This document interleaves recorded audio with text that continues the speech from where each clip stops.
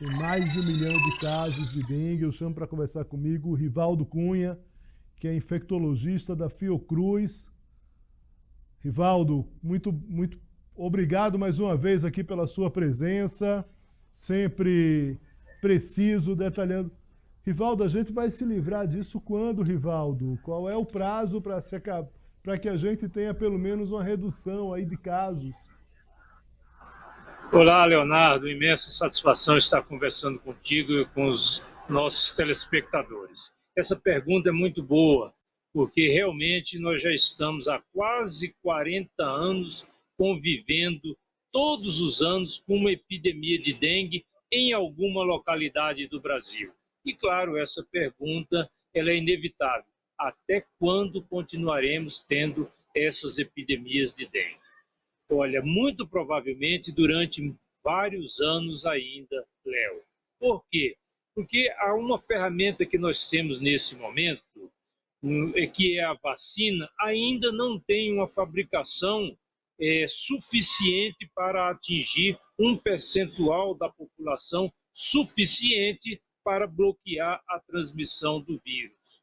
Uma outra ferramenta que nós temos, aliás, outras ferramentas, como a Wolbachia, como a Dengue Tech, como outras iniciativas comunitárias, não atingem a totalidade do país, porque ainda tem uma capacidade muito limitada, uma abrangência muito limitada. De tal forma que o melhor é que cada um de nós faça a sua parte neste ano de 2024 e nos próximos 5, 6, talvez 10 anos, para que a transmissão do mosquito seja a menor possível e, consequentemente, tenhamos o menor número de casos de dengue, de chikungunya, de zika, enfim, dessas doenças cujos agentes causadores são transmitidos pelo mosquito Aedes aegypti.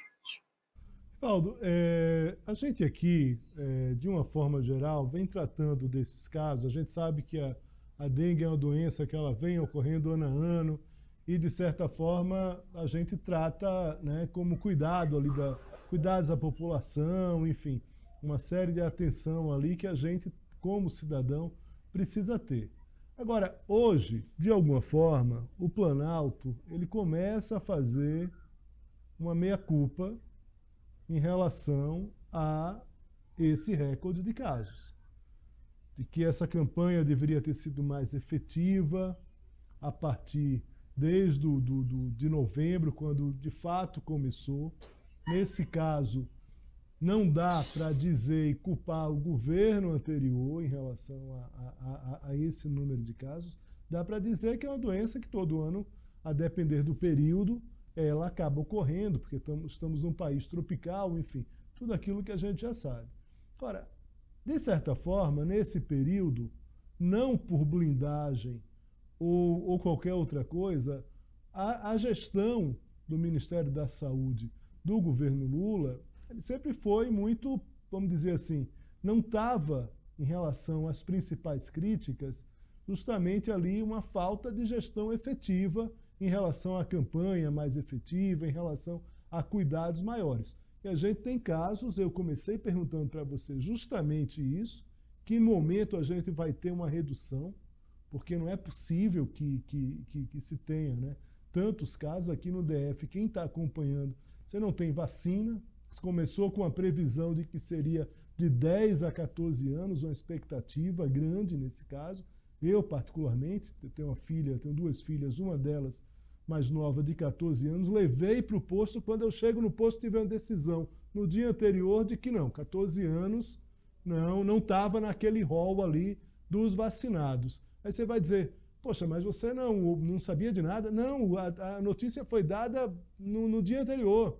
E eu sou um cara que eu me considero muito bem informado, não muito bem informado sobre todos os temas, mas bem informado. Eu sou jornalista. Acordei mais cedo ali, acordei minha filha, aquele negócio de café, dar café mais rápido para chegar no posto, para conseguir levá-la no colégio e vir trabalhar, não sei o quê. Não, amigo, hoje não. Hoje só é 10 anos, 10 e 11 anos. Quer dizer, tem uma falta de... Né, a gente começa a questionar também o Ministério da Saúde é inevitável e não é de uma forma, é bom que se deixe claro, de uma forma leviana. Ao contrário, mas é preciso que comece a se assumir responsabilidades em relação a essa doença. Eu queria um pouco dessa opinião sua em relação a isso. Aspectos a serem analisados. Um deles é a capacidade do laboratório que desenvolveu a vacina de fabricá-la em alta escala.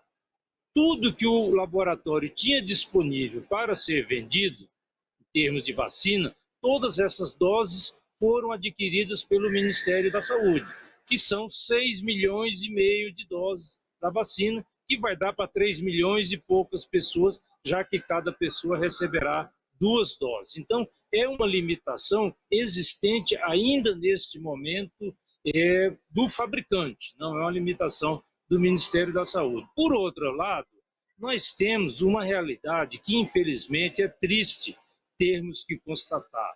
Poucas doenças têm epidemias tão previsíveis como a dengue. Agora, as informações e a ação para bloqueá-la ou minimizar o seu impacto está na localidade, está na municipalidade, está no poder local. Pegamos o exemplo de Brasília. Brasília, a capital federal, provavelmente tenha um dos maiores produtos internos brutos de capitais do Brasil. É inconcebível que depois de 40 anos convivendo o Brasil com epidemias de dengue, um cidadão, uma cidadã tenha que esperar 3, 4, 5 horas para ser atendida, Leonardo. Nós não estamos falando de uma emergência sanitária, como foi a Covid-19, que os profissionais de saúde, que os dirigentes, os gestores estavam aprendendo a lidar com aquela doença. Nós estamos falando de uma amiga nossa que convive com a gente há quase 40 anos. Então tem um rol de atividades que nós precisamos. Inconcebível também, e é preciso que a gente fale nisso, e tem a ver com a organização da rede de atendimento.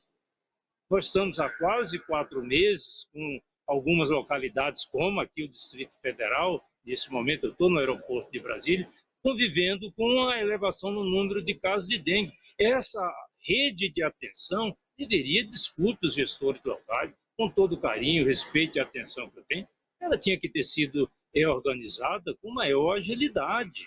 Nós não podemos considerar como natural que para cada aproximadamente 1.000 casos notificados de dengue, seja morto, ocorra uma morte para cada 1.000 casos. Nós estamos falando de uma doença que, além do nosso contato com ela há 40 anos, como eu disse e repeti, além desse aspecto, é uma doença que, claro, pode ficar complicada, pode agravar e, inclusive, matar a pessoa. Mas que o tratamento principal, em 90%, 95% das vezes, é água, é solução fisiológica. Não é possível que um poder local, numa capital como Brasília, desculpe os gestores, todo o carinho, respeito e atenção que eu tenho por eles, mas não é possível que continuemos contando mortes por dengue como estamos vendo agora. Claro, todos nós, todos os níveis de governo, todos os cidadãos, todas as cidadãs, temos a nossa parcela de responsabilidade. Eu costumo, Leonardo, citar como exemplo um jogo de futebol durante a Copa do Mundo aqui no Brasil, em que a seleção japonesa estava jogando. Ao final da partida, do jogo, os torcedores japoneses, com sacos plásticos, percorriam as arquibancadas do estádio, recolhendo o lixo que eles, torcedores, levaram para dentro do estádio. Nós não fazemos isso. Nós, brasileiros, infelizmente, não temos essa cultura. É muito comum nós vermos as pessoas de dentro de veículo, ou mesmo caminhando, jogarem uma garrafa PET, um copo ao relento, em locais que é difícil de ser recolhido pelos garis, pela limpeza pública. Enfim, é preciso a criação de uma consciência coletiva de que é preciso a atuação coletiva para minorar essa situação em relação à dengue, até que a vacina finalmente esteja disponível para todos. Rivaldo, você está vendo aqui que o debate é aberto, né? Que a Claro, importante isso. conversa aqui é aberta. Tudo bem, eu acho que você coloca ali a bola no chão e vamos dizer assim, e a partir de classificações e categorias estabelece ali responsabilidades a partir da sua experiência como infectologista. Você falou de água, você falou de Pode falar, Rivaldo. Repete, por favor, Léo, que houve um probleminha com a minha conexão aqui. Não, eu tava fazendo um comentário aqui de que você coloca a bola no chão a partir da sua experiência e a partir de uma classificação também de categorias, estabelece ali responsabilidades. E eu pergunto para você o seguinte, você falou de água, você falou de hidratação. A partir de agora, a expectativa a gente já sabe disso também. Vai ter região que vai ter mais a depender do período, vai começar a se diminuir em outras.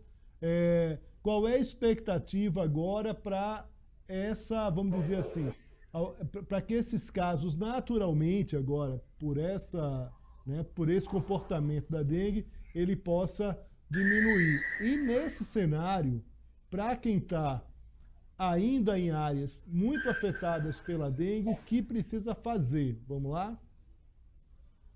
Veja bem, o primeiro aspecto do ponto de vista histórico, nos últimos 25, 30 anos, essas epidemias de dengue, elas têm um curso de aproximadamente, numa cidade acima de 500 mil habitantes, de aproximadamente 18 a 20, 22 semanas de duração. Nós estamos, no caso do Distrito Federal, considerando-se que começou ainda em dezembro, vamos colocar aí algo como 12 semanas de epidemia de dengue aqui, de elevação no número de casos de dengue no Distrito Federal. Certamente teremos pela frente mais uns 2 meses, mais umas 8 a 10 semanas pela frente, até que possamos respirar com o declínio da elevação, do declínio no número de casos, Agora, existem outras localidades em que ainda não vivenciaram essa experiência dolorosa que Minas Gerais está vivenciando, que Goiás está vivenciando, que o Distrito Federal e tal.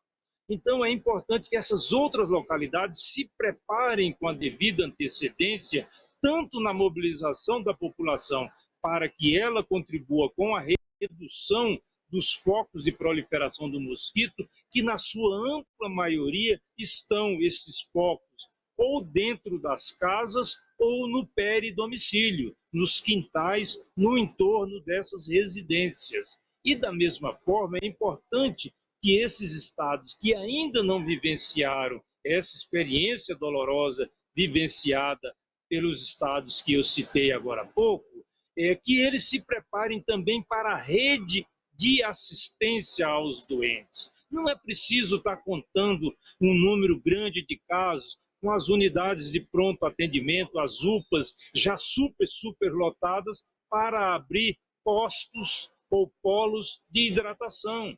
Vamos preparar, planejar esse processo de ampliação da rede assistencial, de ampliação do acesso das pessoas com suspeita de dengue com bastante antecedência. É possível que isso seja feito. Agora, nós sabemos, muitas vezes nós contamos e torcemos para que o que aconteceu com o vizinho não aconteça com a gente. Mas na maioria das vezes, em se tratando de dengue, também acontece. De tal forma que eu sou otimista em relação a esse aspecto. Acredito que em pouco mais aí de 2 meses estaremos respirando em relação aos estados que hoje têm grande número de casos de dengue e estaremos melhores preparados para enfrentar a dengue naquelas localidades que ainda não estão enfrentando qualquer epidemia no momento. é importante que a gente aprenda com os erros coletivos. Sejamos criativos e, se erros cometermos, que sejam erros novos e não erros já cometidos, seja por outras localidades, seja por nós mesmos nas localidades onde residimos. Rivaldo, você tem mais um tempo aí para a gente? Você está com o voo? Claro, claro. Muito bem. Tranquilo. A questão é a seguinte, vamos lá. Além dessa, você falou ali da responsabilização, da responsabilidade do cidadão, com lixo, com recipientes com água e tudo mais. Te pergunto o seguinte, dois outros artifícios ali que as pessoas, pelo menos ali, pessoas que eu conheço, têm usado muito, queria saber de você se de fato adianta.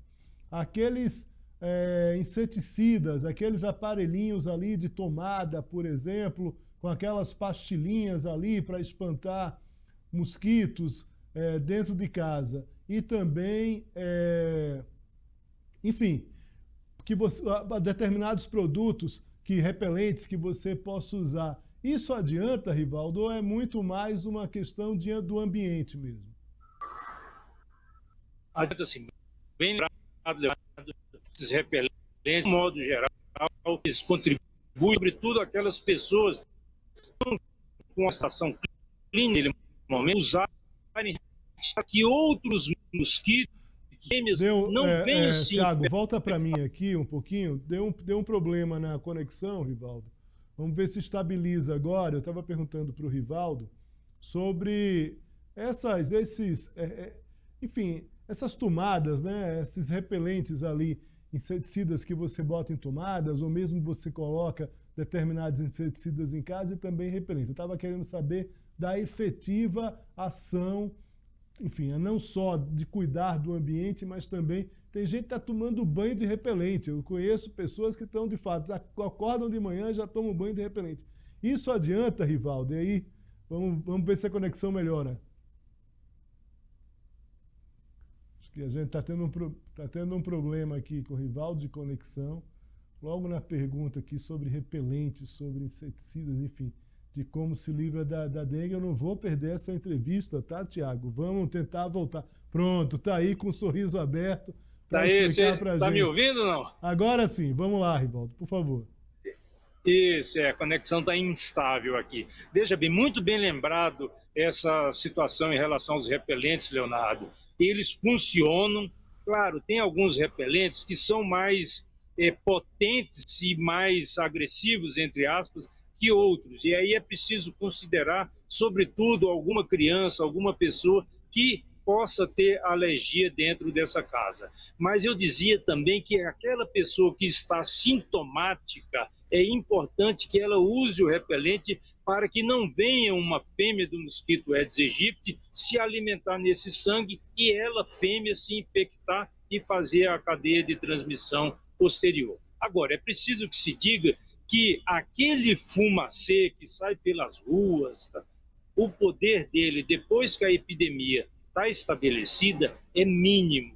Ele serve para matar mosquitos que porventura estejam voando, mas também mata abelha, mata lagartas que fazem o microecossistema, ou seja, a agressão ambiental do fumacê é muito grande, além de estimular alergias, sobretudo respiratórias, em crianças que tenham tendência pessoal ou familiar a terem essas alergias respiratórias.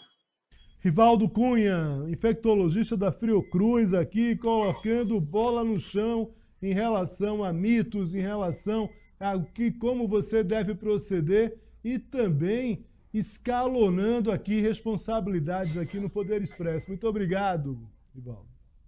Eu que agradeço.